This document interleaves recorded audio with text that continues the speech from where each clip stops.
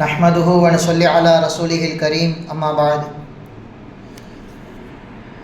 क़ाल अल्लाहु सुब्हानहु व तआला फ़िल क़ुरआनिल करीम वल कलामिल मुबीन अऊज़ु बिल्लाहि मिनश शैतानिर रजीम बिस्मिल्लाहिर रहमानिर रहीम व क़ुर रब्बी अदख़िलनी मुदख़ल सिद्क़ीन व अख़रिजनी मुख़रज सिद्क़ीन वजअल ली मिन लदुनका सुल्तानन नसीरा सदक़ल्लाहुल अज़ीम। क़ाल मुहम्मद रसूलुल्लाहि सल्लल्लाहु अलैहि वसल्लम फ़ी हदीसिहि शरीफ़ फ़क़द वरद फ़िल हदीसि शरीफ़ लम्मा दख़ल रसूलुल्लाहि सल्लल्लाहु अलैहि वसल्लम अल मदीना अज़ाअ मिन्हा कुल्ल शै फ़लम्मा तुवुफ़्फ़िय अज़लम मिन्हा कुल्ल शै सदक़ रसूलुल्लाहि सल्लल्लाहु अलैहि वसल्लम। எல்லா புகழும் அளவற்ற அருளாளன் நிகரற்ற அன்புடையவனுமாகிய அல்லாஹு தாலாவுக்கே உண்டாகட்டும். அல்லாஹுவின் ஸலாத்தும் சலாமும் நம் உயிரினும் மேலான கண்மணி நாயகம் ரசூலுல்லாஹி ஸல்லல்லாஹு அலைஹி வஸல்லம் அவர்கள் மீதும் அவர்கள் அடிப்பிரலாமல் பின்பற்றிய சத்திய சஹாபாக்கள், பரிசுத்த குடும்பத்தார்கள், தாபியீன்கள், தபவு தாபியீன்கள் மற்றும் இந்த ஜும்மா நன்னாளிலே ஒன்று கூடியிருக்கும் நம் அனைவரின் மீதும் அல்லாஹுவின் அன்பும் அருளும் என்றும் நிறைவாக உண்டாவதாக. ஆமீன். அல்லாஹ்வின் மாபெரும் கிருபையால் இன்னும் சில தினங்களிலே துல்ஹஜ் மாதத்தை அடைய இருக்கின்றோம். உலகம் முழுக்க பல்வேறு பகுதிகளிலிருந்து நாடுகளிலிருந்து ஹாஜிமார்கள் ஹஜ்ஜுக்காக வேண்டி மக்காவிற்கு புறப்படுகிறார்கள். அதன் அடிப்படையிலே கடந்த ஜும்மாக்களில் மக்காவின் சிறப்பை குறித்து பார்த்தோம். கடந்த வாரத்திலே ஜம்சம் நீரின் மகத்துவம் என்ன, அதன் பின்னணி வரலாறு என்ன என்பதை குறித்து பார்த்தோம். அதன் அடிப்படையில் இன்றைய தினம் மதீனா முனவ்வரா பெருமானார் ஸல்லல்லாஹு அலைஹி வஸல்லம் அவர்கள் 10 வருடங்கள் வாழ்ந்து மறைந்த அந்த மதீனாவின் பூமியை பற்றி தான் இன்று நாம் பார்க்க இருக்கின்றோம். கண்ணியத்திற்குரிய அல்லாஹ்வின் நல்லடியார்களே, ரசூலுல்லாஹி ஸல்லல்லாஹு அலைஹி வஸல்லம் அவர்கள் பிறந்தது முதல் சுமார் 53 வருடங்கள் வரை மக்காவிலேயே ஸல்லல்லாஹு அலைஹி வஸல்லம் அவர்கள் வாழ்கிறார்கள். நபியாகி 13 வருடம் 40வது வயதிலிருந்து 53வது வயது வரைக்கும் நுபுவத்து பணியிலே 13 வருடங்கள் மும்முரமாக ஸல்லல்லாஹு அலைஹி வஸல்லம் அவர்கள் வேலை செய்து கொண்டிருந்த பொழுது தாங்காத துயர், கடுமையான போராட்டம், முஸ்லிம்களுக்கு பாதுகாப்பு இல்லை என்கின்ற ஒரு நிலை வருகின்ற பொழுது அல்லாஹ் சுப்ஹானஹு தஆலா நீங்கள் மதீனாவிற்கு செல்லுங்கள் என்பதாக அழைப்பு கொடுக்கின்றான். மதீனாவிற்கும் போகிறார்கள். மதீனாவிற்கு சென்று நுழைந்தவுடன் அவர்கள் கேட்ட துவா இது குர்ஆனில் பதிவு செய்யப்பட்டுள்ளது. வகுர் ரப்பி அத்கில்னி முத்கல சித்கீன், உண்மையின் உறைவிடமாக இருக்கின்ற, உண்மையை தாங்கிக் கொண்டு இருக்கின்ற இந்த நகரத்திலே என்னை நுழைவிப்பாயா அல்லாஹ் என்பதாக நபியை நீங்கள் துவா செய்யுங்கள் என்பதாக அல்லாஹு தஆலா துவாவை கற்றுக் கொடுக்கின்றான். உலகிலே எவ்வளவு இடங்கள் இருந்தாலும் முதலில் ஹபஷாவிற்கு அவர்கள் ஹிஜ்ரத் செய்தார்கள். அது அல்லாஹு தஆலா சொன்னது கிடையாது. ஒட்டுமொத்த முஸ்லிம்களுக்கும் ரசூலுல்லாஹி ஸல்லல்லாஹு அலைஹி வஸல்லம் அவர்களுக்கும் சேர்த்து அல்லாஹ் சுப்ஹானஹு வ தஆலா இந்த இடத்திற்கு செல்லுங்கள் என்று வஹீன் மூலமாக, கனவின் மூலமாக காட்டப்பட்ட ஒரு இடம் என்பது இந்த மதீனா. அந்த மதீனாவில் நுழைந்தவுடன் கேட்ட முதல் துவா, உண்மையின் உறைவிடமாக இருக்கின்ற, உண்மையை தாங்கிக் கொண்டு இருக்கின்ற இந்த நகரத்திலே என்னை நுழைவிப்பாக யா அல்லாஹ் என்பதாக நபியை நீங்கள் துவா செய்யுங்கள் என்பதாக அல்லாஹு தஆலா வஹி அறிவிக்கின்றான். ஆரம்பத்திலே ஸல்லல்லாஹு அலைஹி வஸல்லம் அவர்களுக்கு கனவின் மூலமாக காட்டப்பட்டது. அதிகமான பேரித்த மரங்கள் இருக்கக்கூடியதாக ஒரு கனவு. அது முதலிலே ஸல்லல்லாஹு அலைஹி வஸல்லம் அவர்கள் ஒருவேளை அல்லாஹு தஆலா கனவின் மூலமாக ஹஜர் என்கின்ற இடத்திற்கு தான் செல்ல சொல்கிறான் போல என்பதாக நினைத்து கொண்டார்கள். ஏனென்றால் அங்கேயும் பேரிச்ச மரம் அதிகமாக இருக்கும். மதீனா என்று அவளுக்கு புலப்படவில்லை. தொடர்ந்து ஹஜர் என்கின்ற இடத்தையே அவர்கள் ஸல்லல்லாஹு அலைஹி வஸல்லம் அவர்கள் நினைத்து கொண்டிருக்கும் பொழுது அல்லாஹு தஆலா நேரடியாக வஹி அறிவிக்கின்றான், அது ஹஜர் கிடையாது, நீங்கள் யஸ்ரிப் என்று சொல்லப்படுகின்ற மதீனாவிற்கு செல்ல வேண்டும். அங்கே பேரித்தம்பழங்கள் அதிகமாக இருக்கின்றது. அந்த நகரமே உங்களுக்கான ஹிஜ்ரத்திற்கான நகரம் என்பதாக ரசூலுல்லாஹி ஸல்லல்லாஹு அலைஹி வஸல்லம் அவர்களுக்கு வஹி அறிவிக்கப்படுகிறது. கண்ணியத்திற்குரியவர்களே, வரலாற்றிலே மக்கா சிறந்ததா அல்லது மதீனா சிறந்ததா என்று நாம் ஒப்பிட்டு பார்க்கையில் மக்கா என்று சொல்பவர்களும் நிறைய ஆதாரங்களை முன்வைக்கிறார்கள், மதீனா என்று சொல்பவர்களும் நிறைய ஆதாரங்களை முன்வைக்கிறார்கள். மக்கா ஏன் சிறந்தது? அங்கே புனித இல்லமான கஅபத்துல்லா இருக்கிறது, நிறைய அடையாள சின்னங்கள் இருக்கின்றது. காலந்தோறும் வற்றாத ஜம்சம் நீர் இருக்கின்றது. மட்டுமல்ல, ஹஸ்ரத் இப்ராஹிம் அலைஹிஸ்ஸலாம் அவர்கள் கால் தடம் பதிந்த மக்காமே இப்ராஹிம் இருக்கிறது. இப்படியெல்லாம் இருப்பதின் காரணமாக மக்கா சிறந்தது என்பதாக ஒரு கூட்டம் சொல்லும். மறுபக்கத்திலே ரசூலுல்லாஹி ஸல்லல்லாஹு அலைஹி வஸல்லம் அவர்கள் 53 வருடம் மக்காவிலே வாழ்ந்தாலும் 10 வருடம் வாழ்ந்து அவர்கள் வஃபாத்தானது மதீனா.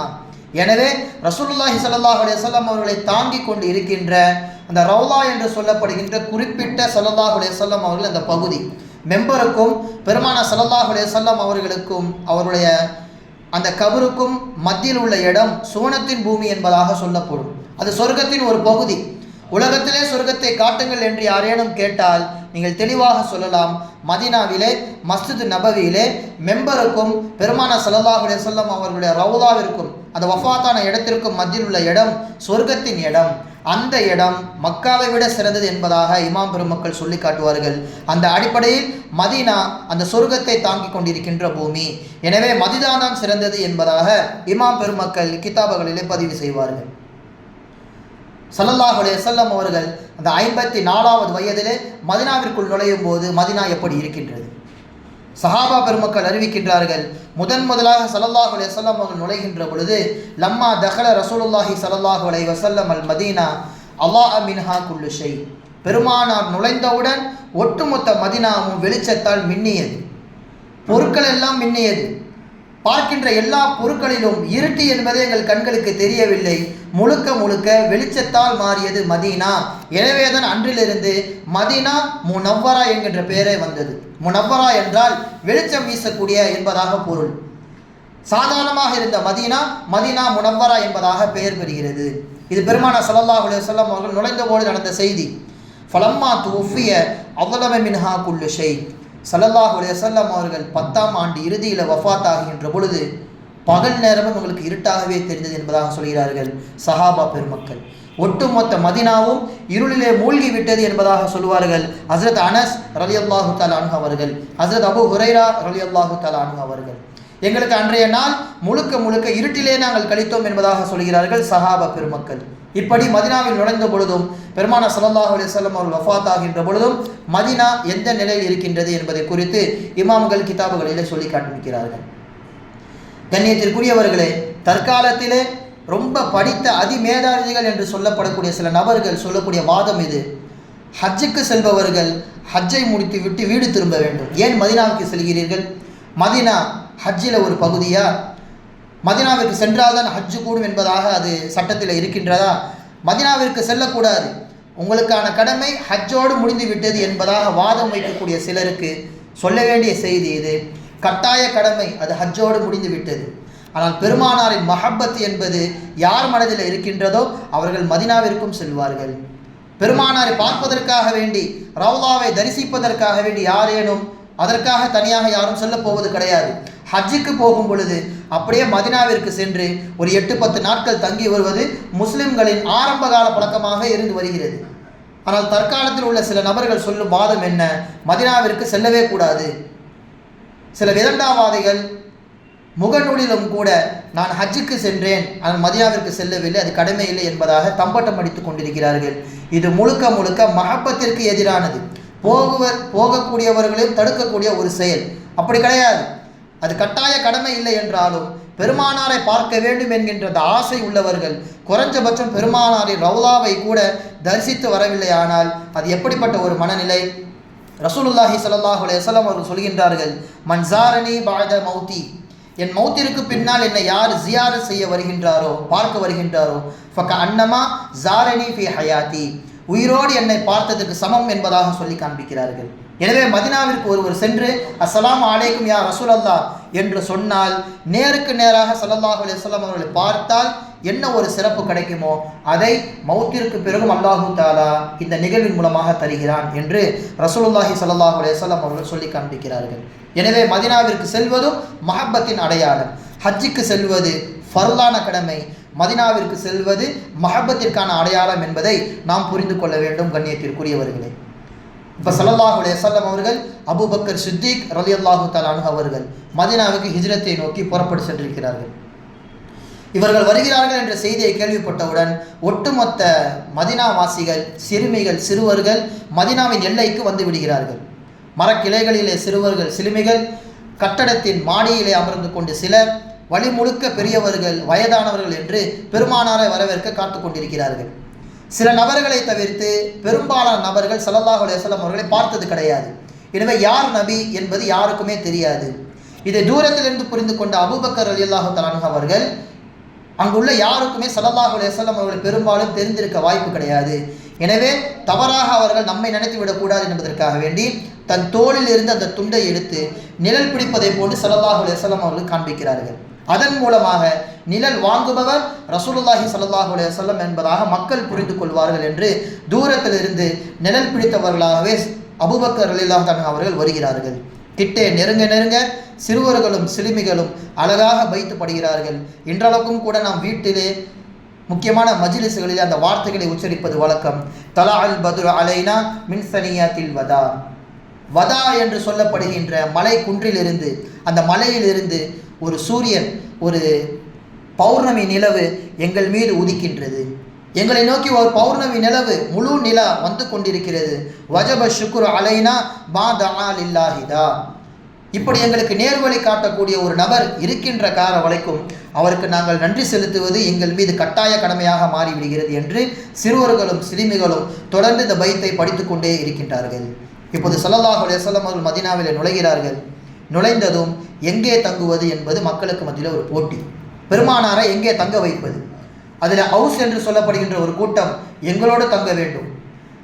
ஹஸ்ரஜ் என்று சொல்லப்படுகின்ற கூட்டம் இல்லை இல்லை ஸல்லல்லாஹு அலைஹி வஸல்லம் அவர்கள் எங்கள் வீட்டில் தங்க வேண்டும் என்று ஒரு கருத்து வேறுபாடு நிலைகிறது. அப்போ ஸல்லல்லாஹு அலைஹி வஸல்லம் அவர்கள் ஒரு ஐடியா கொடுக்கிறார்கள். என்ன? என்னுடைய ஒட்டகம் எங்கே சென்று அமர்கிறதோ அதுதான் நான் தங்கக்கூடிய வீடு. ஒன் நாக்கத்து மஅமூரத்துன், என் ஒட்டகத்திற்கு அல்லாஹு தஆலா கட்டளை இட்டிருக்கின்றான். அது எங்கே அமர்கிறதோ அதுவே எனக்கான இடம் என்பதாக ஸல்லல்லாஹு அலைஹி வஸல்லம் அவர்கள் சொல்லி காண்பிக்கிறார்கள். சொன்னதை போன்று ஸல்லல்லாஹு அலைஹி வஸல்லம் அவர்கள் ஒட்டகத்தை அவிழ்த்து விடுகின்றார்கள். ஃபபரக்கத் அலா பாபி அபு அய்யூப் அன்சாரி ரலியல்லாஹு தஆலா அன்ஹு. மிகச்சரியாக அது சென்று அபு அய்யூப் அன்சாரி ரலியல்லாஹு அன்ஹு அவர்கள் வீட்டிலே அமர்கிறது. அந்த இடமே ஸல்லல்லாஹு அலைஹி வஸல்லம் அவர்களின் தங்குமிடமாக மாறுகிறது.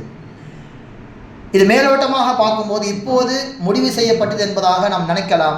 ஆனால் பல ஆயிரம் வருடங்களுக்கு முன்பாகவே இந்த வீட்டில்தான் ஸல்லல்லாஹு அலைஹி வஸல்லம் அவர்கள் தங்க வேண்டும் என்கின்ற ஒரு நிலைமையை நம் வரலாற்றில் பார்க்கின்றோம். அல்லாஹு தஆலா அப்போதே முடிவு செய்து விட்டான். ஏனென்றால் பெருமானார் பிறந்ததிலிருந்து ஒரு 1000 வருடத்திற்கு முன்பாக துப்பா என்கின்ற ஒரு மன்னன் இருந்தான். துப்பா, தாபா ஐன், துப்பா என்கின்ற மன்னன். அவன் மதினாவை கடக்கின்றையிலே அங்கு உள்ள மக்கள் எல்லாம் கடைசி காலத்தில் ஒரு நபி வருவார், அந்த நபியை எதிர்பார்த்து நாங்கள் இங்கே வாழ்ந்து கொண்டிருக்கோம் என்பதாக அங்கு உள்ள மக்கள் சொல்கிறார்கள். அப்போ அந்த துப்பா என்கின்ற மன்னன் சொன்னால், அந்த நபர், அந்த கடைசி நபி இருக்கின்ற பொழுது நான் ஹயாத்தோடு இருந்தால் என் அரசாட்சி அவருக்கு நான் கொடுப்பேன். ஆனால் அவர் எப்போது வருவார் என்று தெரியாது. எனவே நான் கொடுக்கின்ற இந்த வீட்டை அவர் இங்கே வருகின்ற பொழுது தங்க வையுங்கள் என்பதாக ஒரு வீட்டை அந்த இடத்துல கட்டி கொடுக்கின்றார். அந்த வீட்டிலே காலம் காலமாக தங்கி கொண்டு வந்தவர்கள் தான் இந்த அபு அய்யூப் அன்சாரி ரலியல்லாஹு தஆலா அன்ஹு அவர்கள். எனவே ஸல்லல்லாஹு அலைஹி வஸல்லம் அவர் ஒட்டகம் அங்கே சென்று அமர்கின்றது. அது பெருமானார் ஸல்லல்லாஹு அலைஹி வஸல்லம் அவர் வீடாக மாறுகிறது. ஆனால் 1000 வருடத்திற்கு முன்பாகவே அது பெருமானாரின் பேரில் தான் இருக்கின்றது. இது முதலாவது நிகழ்வு. ரெண்டாவது, அபு அய்யூப் அன்சாரி ரலியல்லாஹு அன்ஹு அவர்கள் பெருமானார் ஸல்லல்லாஹு அலைஹி வஸல்லம் அவர்களுக்கு ஒரு சொந்தம். பெருமானாரின் பாட்டனார்களிலே ஹாஷிம் என்கின்ற ஒரு பாட்டனார் இருந்தார். அவர் இந்த அபு அய்யூப் அன்சாரி அவங்க குடும்பத்திலிருந்து தான் பெண் எடுத்திருக்கிறாங்க. எனவே உறவுக்கார முறை. எனவே இப்படி ரெண்டு காரணத்தின் மூலமாக ஸல்லல்லாஹு அலைஹி வஸல்லம் அவர்கள் அந்த வீட்டிலே சென்று தங்குகிறார்கள். பிறகு மீண்டும் ஒட்டகத்திற்கு கட்டளையிடப்படுகின்றது. வன்னாக்கத்து மஅமூரத்துன், அந்த ஒட்டகம் அங்கிருந்து எழுந்து சென்று மிகச்சரியாக இப்போது எங்கே மஸ்ஜிது நபவியிலே அந்த மெம்பர் படிக்கட்டு இருக்கின்றதோ அந்த இடத்தில் சென்று அமர்கிறது. அங்கே அமர்ந்து விட்டு அங்கிருந்து ஒரு வட்டம் அடிக்கிறது. அதுதான் பள்ளிவாசலின் சுற்றளவு. சென்றவுடன் முதலில் செய்த வேலை அந்த இடத்துல பள்ளிவாசலை கட்டுகின்றார்கள். பெருமானாரின் காலத்திலே வெறும் 3 படிக்கட்டுகள் தான் மெம்பர் படிக்கட்டுகளாக இருந்தது. ஹஸ்ரத் முஆவியா ரலியல்லாஹு அன்ஹு அவர்கள் காலத்திலே அது 9 படிக்கட்டுகளாக முழுவதுமாக மாறிவிட்டது. இப்போது வரைக்கும் 9 படிக்கட்டுகள் அங்கே இருக்கும். இப்படி ஒட்டகத்தின் மூலமாக வீடும் அங்கே தயாராகிவிட்டது. பிறகு ஸல்லல்லாஹு அலைஹி வஸல்லம் அவர்களுக்கான பள்ளிவாசலும் முழுக்க கட்டப்பட்டு விட்டது என்பதாக நாம் வரலாற்றிலே பார்க்கின்றோம். இதுவெல்லாம் பெருமானார் நுழைந்ததற்கு பிறகு மதீனாவில் நடக்கின்ற நிகழ்வுகள். அடுத்து ஹதீஸுகளிலே இந்த மதினாவை குறித்து ஸல்லல்லாஹு அலைஹி வஸல்லம் அவர்கள் என்னவெல்லாம் சொல்லியிருக்கிறார்கள் என்பதை பற்றி பார்ப்போம். சொன்னார்கள், லா யதுகுலுஹ தாஊனு வலத் தஜ்ஜால். உலகத்திலே தஜ்ஜால் எல்லா இடங்களுக்கும் நுழைவான். மக்காவையும் மதினாவையும் தடுத்து அவனால் எல்லா இடத்திலும் நுழைய முடியும். மக்காவிலும் சரி மதினாவிலும் சரி அவன் நுழைய வருகின்ற பொழுது மலக்குமார்கள் வாளை வைத்து கொண்டு நின்று கொண்டிருப்பார்கள். அவனால் உள்ளே நுழைய முடியாது. மதீனா அது எனக்கான பூமி, அல்லாஹு தஆலா அதை பாதுகாத்து வைத்திருக்கின்றான். இங்கே ரத்தம் ஓட்டுவதை அல்லாஹு தஆலா விரும்புவது கிடையாது. எனவே தஜ்ஜால் நுழைய மாட்டான். இது முதலாவது சிறப்பு. இரண்டாவது, காலரா என்று சொல்லப்படுகின்ற நோய் இந்த மதினா மண்ணில் நுழையாது என்பதாக சொன்னார்கள் ஸல்லல்லாஹு அலைஹி வஸல்லம் அவர்கள். மூன்றாவதாக சொன்னார்கள், மதினாவின் மண்ணும் மருத்துவத்திற்கு மிகவும் உகந்தது. ஒரு நபர் வலி என்று சொல்லி ஸல்லல்லாஹு அலைஹி வஸல்லம் அவரிடத்தில் வருவார். உடனே ஸல்லல்லாஹு அலைஹி வஸல்லம் அவர்கள் மதினாவின் மண்ணை கொஞ்சம் எடுத்து தன்னுடைய முபாரக்கான உமிழ் நீரை அந்த எச்சிலை அந்த மண்ணிலே அவர்கள் துப்பிவிட்டு அதை குலைத்து அந்த வலி உள்ள இடத்திலே வைப்பார்கள். முழுவதுமாக அது ஷிஃபா அடைந்துவிடும். அதற்கு பிறகு சொல்லுவார்கள், பிஸ்மில்லாஹி துர்பத்து அர்தினா பிரீகதி பாதினா யுஷ்ஃபா சகீமுனா பி இத்னி ரப்பினா. இந்த மதினா மண்ணின் மூலமாக, நம்முடைய எச்சிலின் மூலமாக அல்லாஹ்வின் அனுமதியை கொண்டு நோய்களுக்கெல்லாம் நிவாரணம் கிடைக்கும் என்பதாக சொல்லி அந்த இடத்துல வைத்தார்கள். முழுவதுமாக ஷிஃபா அடைந்து விட்டது. பெருமானார் கால் வைத்தது முதல் இன்று வரைக்கும் மதினாவின் மண்ணிற்கு கூட மருத்துவ குணம் இருக்கிறது என்பதாக இமாம் பெருமக்கள் இந்த ஹதீஸின் மூலமாக விளக்கம் எடுப்பார்கள். இது மதினாவை குறித்து வருகின்ற அடுத்த ஒரு சிறப்பு. பெருமானாரின் மூலமாக அங்கு உள்ள இடங்கள் எல்லாம் சிறப்பு பெறுகின்றது. ஒரு மலையை குறித்து ஸல்லல்லாஹு அலைஹி வஸல்லம் அவர்கள் சொல்கின்றார்கள், உஹது மலை நம்மை நேசிக்கின்றது. அதுக்கென்று உயிர் இருக்கிறதா என்றால் கிடையாது. அது ஒரு மலை, ஒரு திடமான ஒரு வஸ்து. ஆனால் ஸல்லல்லாஹு அலைஹி வஸல்லம் அவர்கள் அதை நேசிக்கின்றது. ஹாதா ஜபலுன் யுஹிப்புனா வ நுஹிப்புஹு. இந்த மலை நம்மை நேசிக்கின்றது, எனவே நாமும் அதை நேசிக்க வேண்டும். உஹது மலையை திட்டுவது பெரும்பாவத்தில் கட்டுப்பட்டது என்பதாக இமாம் பெருமக்கள் எழுதுகிறார்கள். உஹது மலையை நேசிக்க வேண்டும். பெருமானாரை நேசித்ததன் காரணமாக அந்த மலை நேசத்திற்குரிய ஒரு வஸ்துவாக மாறுகிறது. அதன் மீது எவரேனும் அவநம்பிக்கை வைத்தால் அது பாவத்திற்குரிய செயல் என்பதாக இமாம் பெருமக்கள் இந்த ஹதீஸின் மூலமாக விளக்கம் எடுக்கின்றார்கள். மலை பெருமானின் மூலமாக சிறப்பிற்குரியதாக மாறுகிறது. அடுத்து ஒரு சிறப்பு, உலகத்திலேயே சுவனத்தின் பகுதிகளை காட்ட வேண்டும் என்று பார்க்க வேண்டும் என்று யாரேனும் ஆசைப்பட்டால் ஸல்லல்லாஹு அலைஹி வஸல்லம் அவர் சொல்கின்றார்கள், மா பைன பைத்தி ஒ மிம்பரி ரௌலத்தம் மிர் ரியாலில் ஜன்னா. என்னுடைய மெம்பருக்கும் என்னுடைய வீட்டிற்கும் மத்தியில் உள்ள இடம் சொர்க்கத்தின் ஒரு பகுதி. வாய்ப்பு உள்ளவர்கள் அங்கே தொழுது கொள்ளுங்கள் என்பதாக சொல்வார்கள்.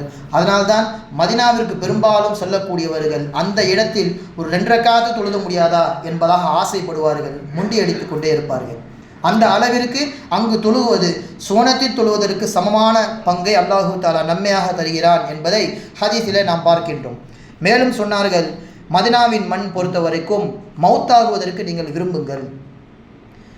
மரணத்தை கேட்பதற்கு ஒரு இடத்தில் அனுமதி. எங்கே?